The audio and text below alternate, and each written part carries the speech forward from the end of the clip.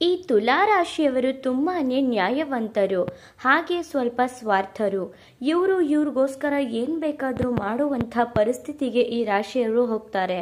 ಅಂತಹ ತುಲಾ ರಾಶಿಯವರಿಗೆ ಸೆಪ್ಟೆಂಬರ್ ತಿಂಗಳಲ್ಲಿ ಯಾವೆಲ್ಲ ಶುಭ ಫಲಗಳು ದೊರೆಯಲಿದೆ, ಯಾವೆಲ್ಲ ಅಶುಭ ಫಲಗಳು ಬರಲಿದೆ, ಆ ಅಶುಭ ಫಲಗಳಿಗೆ ಪರಿಹಾರಗಳೇನು ಎಂಬುದರ ಬಗ್ಗೆ ಈ ವಿಡಿಯೋದಲ್ಲಿ ನಾನು ನಿಮಗೆ ತಿಳಿಸ್ತಾ ಹೋಗ್ತೀನಿ, ಬನ್ನಿ. ಅದಕ್ಕೂ ಮುನ್ನ ನೀವೇನಾದರೂ ತುಲಾ ರಾಶಿಯವರಾಗಿದ್ದರೆ, ದೇವರು ಮತ್ತು ಜ್ಯೋತಿಷ್ಯ ಶಾಸ್ತ್ರವನ್ನು ನಂಬುವುದಾದರೆ ಈ ವಿಡಿಯೋಗೆ ಈಗಲೇ ಒಂದು ಲೈಕ್ ಕೊಡಿ ಮತ್ತು ತಪ್ಪದೇ ನಮ್ಮ ATV ಕರ್ನಾಟಕ ಯೂಟ್ಯೂಬ್ ಚಾನಲನ್ನು ಸಬ್ಸ್ಕ್ರೈಬ್ ಮಾಡ್ಕೊಳ್ಳಿ. ಹಾಗೆ ಈ ವಿಡಿಯೋನ ಎಲ್ಲ ತುಲಾ ರಾಶಿಯವರಿಗೂ ಕೂಡ ಶೇರ್ ಮಾಡಿ.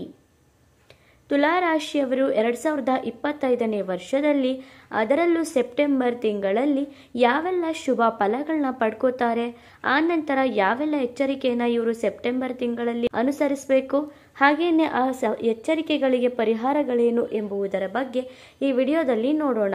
ಮೊದಲಿಗೆ ತುಲಾ ರಾಶಿಯವರ ಶುಭ ಫಲಗಳ ಬಗ್ಗೆ ನೋಡೋದಾದ್ರೆ, ಭಾಗ್ಯಸ್ಥಾನದಲ್ಲಿ ಗುರು ಇರೋದ್ರಿಂದ ವಿದೇಶ ಪ್ರಯಾಣದ ಯೋಗ ಇದೆ. ತುಲಾ ರಾಶಿಯವರಿಗೆ ಭಾಗ್ಯದಲ್ಲಿ ಗುರುಗ್ರಹ ಇರೋದ್ರಿಂದ, ಗುರುಬಲ ಈ ರಾಶಿಯವರಿಗೆ ಅದ್ಭುತವಾಗಿರೋದ್ರಿಂದ ಇವರೇನಾದರೂ ವಿದೇಶ ಪ್ರಯಾಣ ಮಾಡಬೇಕು ಅಂತ ಏನಾದರೂ ಅನ್ಕೋತಿದ್ರೆ ಖಂಡಿತವಾಗಿಯೂ ಕೂಡ ವಿದೇಶ ಪ್ರಯಾಣನ ಮಾಡಬಹುದು. ಇವರು ವಿದೇಶಕ್ಕೆ ಹೋಗಬೇಕು, ಟ್ರಿಪ್ ಹೋಗಬೇಕು ಅಂತ ಏನಾದರೂ ಪ್ಲ್ಯಾನ್ ಮಾಡ್ಕೋತಿದ್ರೆ ಈ ತಿಂಗಳಲ್ಲಿ ನೀವು ಪ್ಲ್ಯಾನ್ ಮಾಡ್ಕೊಳ್ಳಿ. ಹಾಗೆ ಪರ್ಫೆಕ್ಟಾಗಿ ನೀವು ಆರಾಮಾಗಿ ಪ್ರಯಾಣ ಮಾಡ್ಕೊಂಡು ಬರಬಹುದು. ಜೊತೆಗೆ ವಿದೇಶದಲ್ಲಿ ವ್ಯಾಸಂಗ ಮಾಡಬೇಕು ಅಂತ ಯಾವ್ಯಾವ ವಿದ್ಯಾರ್ಥಿಗಳು ಅನ್ಕೋತಿದ್ದೀರೋ, ನಿಮ್ಮ ಸ್ಟಡಿ ಮುಗಿದು ಹೈಯರ್ ಸ್ಟಡಿ ಮಾಡಬೇಕು, ನಾನು ವಿದೇಶಕ್ಕೆ ಹೋಗಿ ಸ್ಟಡಿನ ಮಾಡ್ಕೊಂಡು ಬರಬೇಕು ಅಂತ ಅನ್ಕೋತಿದ್ರೆ ಖಂಡಿತವಾಗಿಯೂ ಕೂಡ ಅಂತಹ ವಿದ್ಯಾರ್ಥಿಗಳಿಗೆ ವಿದೇಶದಲ್ಲಿ ವ್ಯಾಸಂಗ ಮಾಡುವಂತಹ ಅವಕಾಶಗಳು ಸಿಗುತ್ತೆ. ವಿದೇಶ ಪ್ರಯಾಣ ಯೋಗ ಇರೋದ್ರಿಂದ ವಿದ್ಯಾರ್ಥಿಗಳು ಕೂಡ ನೀವೇನಾದರೂ ವ್ಯಾಸಂಗಕ್ಕೆ ಅಪ್ಲಿಕೇಶನ್ ಹಾಕಿದ್ರೆ ಖಂಡಿತವಾಗಿಯೂ ಕೂಡ ಸಕ್ಸಸ್ ಆಗುತ್ತೆ. ಇನ್ನು ವಿದೇಶದಲ್ಲಿ ಹೋಗಿ ಯಾರ್ಯಾರು ವಿದ್ಯಾಭ್ಯಾಸ ಮಾಡಬೇಕು ಅಂತ ಅನ್ಕೋತಿದ್ದೀರೋ ಅಂಥವ್ರಿಗೂ ಕೂಡ ವಿದೇಶದಲ್ಲಿ ಉದ್ಯೋಗದ ಯೋಗ ಇದೆ.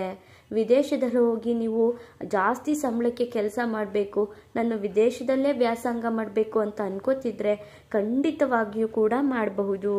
ವಿದೇಶದಲ್ಲಿ ಉದ್ಯೋಗ ಅವಕಾಶಗಳು ಈ ತುಲಾ ರಾಶಿಯವರಿಗೆ ಸೆಪ್ಟೆಂಬರ್ ತಿಂಗಳಲ್ಲಿ ಅತಿಯಾಗಿ ಸಿಗ್ತಿದೆ. ಇನ್ನು ಮನೆ ಕಟ್ಟುವಂತಹ ಯೋಗ ಕೂಡ ಈ ರಾಶಿಯವರಿಗಿದೆ. ಇವ್ರಿಗೆ ಗುರುಬಲ ಅನ್ನೋದು ತುಂಬ ಚೆನ್ನಾಗಿರೋದ್ರಿಂದ ನೀವು ತುಂಬ ವರ್ಷಗಳಿಂದ ಮನೆ ಕಟ್ಟಬೇಕು ಅಂತ ಯೋಚನೆ ಮಾಡಿಕೊಂಡು ಅರ್ಧಂಬರ್ಧಕ್ಕೆ ನಿಲ್ಲಿಸಿದ್ದೀರಾ, ತಲೆ ಕೆಡಿಸ್ಕೊಬೇಡಿ. ಇಲ್ಲ ಅಂದರೆ ತುಂಬ ವರ್ಷಗಳಿಂದ ಒಂದೇ ಫ್ಲೋರ್ ಕಟ್ಬಿಟ್ಟು ಇಲ್ಲ ಅರ್ಧಂಬರ್ಧ ಕಟ್ಬಿಟ್ಟು ಅಥವಾ ಮನೆಯೇ ಕಟ್ತೇನೆ ಇದ್ರೂ ಕೂಡ ಈ ಸಮಯದಲ್ಲಿ ಕೈ ಹಾಕಿದ್ರೆ ನೀವು ಆ ಕೆಲಸಗಳನ್ನ ಸಂಪೂರ್ಣವಾಗಿ ಮಾಡಿ ಮುಗಿಸ್ಬೋದು. ಮನೆ ಕಟ್ಟುವ ಯೋಗ ಕೂಡ ಇದೆ. ಹಾಗೆಯೇ ಮದುವೆ ಆಗುವಂತಹ ಯೋಗ ಕೂಡ ಈ ತುಲಾ ರಾಶಿಯವರಿಗೆ ಸಿಗ್ತಿದೆ. ಇವರೇನಾದರೂ ಒಳ್ಳೆ ವಧು ಅಥವಾ ವರ ಬೇಕು ಅಂತ ಹುಡುಕ್ತಿದ್ದೀರಾ, ಅಥವಾ ತುಂಬ ಏಜ್ ಆಗಿಬಿಟ್ಟಿದೆ, ನನಗೆ ಹೆಣ್ಣೆ ಸಿಗ್ತಿಲ್ಲ ಅಥವಾ ಗಂಡೆ ನಾವು ಅಂದ್ಕೊಳ್ಳೋ ಥರ ಗಂಡೆ ಸಿಗ್ತಿಲ್ಲ ಮದುವೆ ಆಗೋಕ್ಕೆ ಅಂತ ಯೋಚನೆ ಮಾಡ್ತಿದ್ರೆ ಈ ಟೈಮಲ್ಲಿ ನೀವೇನಾದರೂ ಸ್ವಲ್ಪ ಹೆಚ್ಚಿನ ಪ್ರಯತ್ನ ಮಾಡಿ. ಆಗ ಖಂಡಿತವಾಗಿಯೂ ಕೂಡ ಮದುವೆ ಆಗುವಂತಹ ಸುಸಂದರ್ಭ ನಿಮ್ಮದಾಗತ್ತೆ. ಇನ್ನು ಸಂತಾನ ಭಾಗ್ಯವೂ ಕೂಡ ಈ ರಾಶಿಯವರಿಗೆ ಪ್ರಾಪ್ತಿ ಆಗ್ತಿದೆ.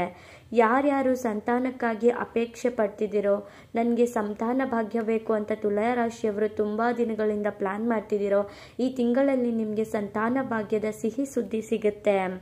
ಇನ್ನು ವಿದ್ಯಾರ್ಥಿಗಳಿಗೆ ಅವರ ವಿದ್ಯಾಭ್ಯಾಸದಲ್ಲಿ ಅತಿ ಹೆಚ್ಚಿನದಾಗಿ ಪ್ರಗತಿ ಅನ್ನೋದನ್ನು ಕಾಣ್ಬೋದು. ವಿದ್ಯಾರ್ಥಿಗಳು ವಿದ್ಯಾಭ್ಯಾಸದಲ್ಲಿ ಪ್ರಗತಿನ ಕಾಣ್ತಾರೆ. ವಿದ್ಯಾಭ್ಯಾಸದಲ್ಲಿ ಕಾಂಪಿಟೇಟಿವ್ ಎಕ್ಸಾಮ್ಸಲ್ಲಿ ಅಥವಾ ಶಾಲಾ ಕಾಲೇಜುಗಳಲ್ಲಿ ಬರುವಂತಹ ಪರೀಕ್ಷೆಗಳಲ್ಲಿ ನೀವು ಉತ್ತಮ ಪ್ರಗತಿ ಅನ್ನೋದನ್ನು ಕಾಣ್ತೀರಾ. ಇನ್ನು ಕಾಂಪಿಟೇಟಿವ್ ಎಕ್ಸಾಮ್ನ ಬರೆದು ನಾನು ಗೌರ್ಮೆಂಟ್ ಜಾಬ್ ತೊಗೋಬೇಕು ಅಂತ ಯಾರಾದರೂ ಎಕ್ಸಾಮ್ಸ್ನ ಬರೀತಿದ್ರೆ ಕಾಂಪಿಟೇಟಿವ್ ಎಕ್ಸಾಮ್ಸಲ್ಲಿ ಖಂಡಿತವಾಗಿಯೂ ಕೂಡ ನೀವು ಪಾಸ್ ಆಗ್ತೀರಾ, ಸಕ್ಸಸ್ನ ಕಾಣ್ತೀರಾ. ಇನ್ನು ಕೇತುವು ಕೂಡ ಲಾಭಸ್ಥಾನದಲ್ಲಿರೋದ್ರಿಂದ ತುಂಬ ಅಂದರೆ ತುಂಬಾ ಒಳ್ಳೆಯ ದಿನಗಳು ಈ ಸೆಪ್ಟೆಂಬರ್ ತಿಂಗಳಲ್ಲಿ ತುಲಾ ರಾಶಿಯವರಿಗೆ ಪ್ರಾರಂಭವಾಗುತ್ತೆ. ವಿಪರೀತವಾದಂತಹ ರಾಜಯೋಗ ಇರುವಂತಹ ರಾಶಿ ಅಂದರೆ ಅದು ತುಲಾ ರಾಶಿ ಅಂತಾನೆ ಹೇಳ್ಬೋದು. ಇನ್ನು ಗಣೇಶನ ಅನುಗ್ರಹ ಕೂಡ ಇರೋದ್ರಿಂದ ನಿಮ್ಮ ಕೆಲಸಗಳಲ್ಲಿ, ನಿಮ್ಮ ಉದ್ಯೋಗದಲ್ಲಿ ಅಥವಾ ನಿಮ್ಮ ವಿದ್ಯಾಭ್ಯಾಸದಲ್ಲೇ ಆಗಲಿ ಏನೇ ವಿಘ್ನ ಬಂದರೂ ಕೂಡ ಅದು ಪಾರಾಗ್ತೀರಾ. ನಿಮ್ಮ ಏನೇ ಒಂದು ಕೆಲಸಗಳನ್ನ ಶುರು ಮಾಡೋಕ್ಕೆ ಹೋದ್ರೂ ವಿಘ್ನ ಬರ್ತಿದೆ ಅಂತ ಅಂದ್ಕೊಂಡ್ರೆ ಆ ವಿಘ್ನಗಳು ಕೂಡ ನಿಮ್ಮಿಂದಲೇ ದೂರವಾಗುತ್ತೆ. ಸ್ತ್ರೀ ಮುಖಾಂತರ ಅತಿ ಹೆಚ್ಚಿನದಾದ ಲಾಭ ಅನ್ನೋದನ್ನು ನೀವು ಪಡ್ಕೋತೀರಾ. ಯಾರಾದರೂ ಒಬ್ಬರು ಸ್ತ್ರೀ ನಿಮ್ಮ ಮನೆಯಲ್ಲಿರುವಂಥ ಹೆಣ್ಣು ಮಕ್ಕಳೇ ಆಗಿರಬಹುದು, ತಾಯಿ ಸಮಾನರಾಗಿರಬಹುದು, ಅಥವಾ ತಾಯಿನೇ ಆಗಿರಬಹುದು, ಹೆಂಡತಿನೇ ಆಗಿರಬಹುದು, ಒಟ್ಟಾರೆಯಾಗಿ ಸ್ತ್ರೀ ಮುಖಾಂತರ ನಿಮಗೆ ವಿಪರೀತವಾದಂಥ ಲಾಭ ಅನ್ನೋದು ಇದೆ. ಇನ್ನು ಇಷ್ಟೆಲ್ಲ ಶುಭ ಫಲಗಳನ್ನ ಈ ರಾಶಿಯವರು ನೋಡಿದ್ದಾಯಿತು. ಇನ್ನು ಅಶುಭ ಫಲಗಳೇನು ಅಂತ ನೋಡೋದಾದರೆ, ರಾಹುವಿನಿಂದ ಸಂತಾನದಲ್ಲಿ ವಿಘ್ನಗಳು ಬರಬಹುದು. ಆದರೆ ಗುರುಬಲ ಇರೋದ್ರಿಂದ ಸಂತಾನಕ್ಕೆ ತೊಂದರೆ ಇರೋದಿಲ್ಲ. ರಾಹು ನಿಮ್ಮ ಮಕ್ಕಳ ವಿಚಾರದಲ್ಲಿ, ನೀವು ಯಾರ್ಯಾರು ತುಲಾರಾಶಿಯವರಿದ್ದೀರೋ ನಿಮ್ಮ ಮಕ್ಕಳ ಬಗ್ಗೆ ನಿಮಗೆ ಗಮನವನ್ನು ಹರಿಸ್ಬೇಕಾಗತ್ತೆ. ಸಂತಾನ ಭಾಗ್ಯ ಇದೆ. ಹೊಸದಾಗಿ ಯಾರು ಸಂತಾನಕ್ಕಾಗಿ ಅಪೇಕ್ಷೆ ಮಾಡ್ತಿದ್ದೀರೋ ಅಂಥವ್ರಿಗೆ ಸಂತಾನ ಭಾಗ್ಯವೂ ಕೂಡ ಇದೆ.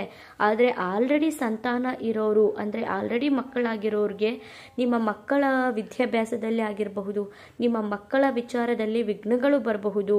ಆದರೆ ನಿಮಗೆ ಗುರುಬಲ ಇರೋದ್ರಿಂದ ತೊಂದರೆಗಳಂತೂ ಏನೂ ಇಲ್ಲ. ತೊಂದರೆ ಇದೆ, ತುಂಬ ಎಚ್ಚರಿಕೆ ತೊಂದರೆ ಇದೆ ಅಂತ ತಲೆ ಕೆಡಿಸ್ಕೊಬೇಡಿ. ತೊಂದರೆಗಳೇನೂ ಇರೋದಿಲ್ಲ. ವ್ಯಾಪಾರದಲ್ಲಿ ನಷ್ಟಗಳು ಬರುತ್ತೆ. ಯಾರ್ಯಾರು ವ್ಯಾಪಾರ ವ್ಯವಹಾರಗಳನ್ನ ಮಾಡ್ತಿದ್ದೀರೋ, ಸ್ವಂತವಾಗಿ ಮಾಡ್ತೀರಿ ಅಥವಾ ನೀವು ಏನೇ ಒಂದು ಸಣ್ಣ ಪುಟ್ಟ ವ್ಯಾಪಾರದಿಂದ ಹಿಡಿದು ದೊಡ್ಡ ದೊಡ್ಡ ವ್ಯಾಪಾರಗಳನ್ನ ಮಾಡ್ತಿದ್ದೀರೋ ಅಂಥವ್ರು ಎಲ್ಲರೂ ಕೂಡ ತುಂಬ ಅಂದರೆ ತುಂಬಾ ನಷ್ಟಗಳನ್ನ ಅನುಭವಿಸ್ಬೇಕಾಗತ್ತೆ. ವ್ಯಾಪಾರದ ಕಡೆ ವಿಪರೀತ ಗಮನ ಹರಿಸೋದು ತುಂಬ ಅಂದರೆ ತುಂಬಾ ಮುಖ್ಯವಾಗುತ್ತೆ. ಸೂರ್ಯನಿಂದ ರಾಜಕೀಯದಲ್ಲಿ ನಷ್ಟವಾಗುತ್ತೆ. ರಾಜಕೀಯದಲ್ಲಿ ಯಾರ್ಯಾರು ಕೆಲಸ ಮಾಡ್ತಿದ್ದೀರೋ ಅಂಥವರು ತುಂಬಾ ಹುಷಾರಾಗಿರಬೇಕು. ರಾಜಕೀಯದಲ್ಲಿ ವಿಪರೀತವಾದಂತಹ ನಷ್ಟಗಳನ್ನ ನೀವು ಅನುಭವಿಸ್ಬೇಕಾಗುತ್ತೆ. ಹಣಕಾಸಿನ ವಿಚಾರದಲ್ಲಿ ಜಾಗ್ರತೆಯನ್ನು ವಹಿಸಿ.